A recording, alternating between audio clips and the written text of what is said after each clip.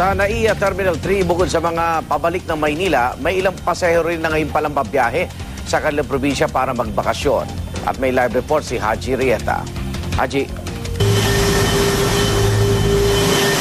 Bagaman natapos na nga itong Holy Week ay marami pa rin sa ating mga kababayan ang gusto nga magbakasyon. At hindi nga sila nakasabay sa mga bugso ng marami nating kababayan naman na nagbakasyon itong Holy Week itong nakarang linggo. Dito yan mula sa NAIA Terminal 3. Galing pa ng England sila Carlo Helia Mucho. Umuwi sila sa Pilipinas para bisitahin ang mga kamag-anak dito. Pero dahil dagsama kababayan nating nagsiuwian sa mga probinsya, ngayon nila mas piniling magbakasyon sa Boracay. Traffic and then daming tao. So from England, mahirap kumuha. So ngayon ho? It's okay. I can with my family. Pati ang grupong ito, ngayon lang magbabakasyon. Di yata kayo sumabay sa Holy Week? Merong ibang mga gawain nung nakaraan. So naging busy kayo last week? So ngayon ho, okay na? Okay na ngayon. Sila kasi binisita na lang nila ako. So ano ba, magbabakasyon naman kayo ngayon sa probinsya? Oo, ihatid ko lang sila sa probinsya. Sa departure area, pila-pila ang mga magsisiuwi sa kanilang mga probinsya.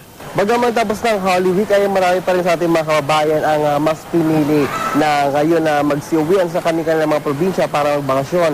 Dahil ayon sa kanila ay iniiwasan nila itong makipagsabayan sa maraming mga kababayan natin na nagsiuwian naman at nagbakasyon itong nakaraang Holy Week. Dahil marami ang mga pasahero, patuloy namang pinapatupad ang security measures ng paliparan. Masusing tinitignan ang mga gamit sa x-ray machines at kinakapkapan din ang mga pasahero. Bandang alas 6 ng umaga ay nasa magsisimula ang paglapag ng eroplanong galing ng probinsya kung saan lula naman ang mga kababayan natin na nagbakasyon nitong Holy Week. Igan sa nga ipatuloy ang itong pagdating ng mga kababayan natin na magsisiwian sa kanilang mga probinsya at ayon sa mga nakusap natin sa pamunuan naman ng NAIA Terminal 3 ay wala naman umaasa sila na wala nang maging aberya dahil kakaunti lang naman daw itong mga papunta dito nga uwi nga sa kanila mga probinsya. At yan muna pinaka-latest mula dito sa NAIA Terminal 3, balik sa Igan. Maraming salamat, Haji Rieta.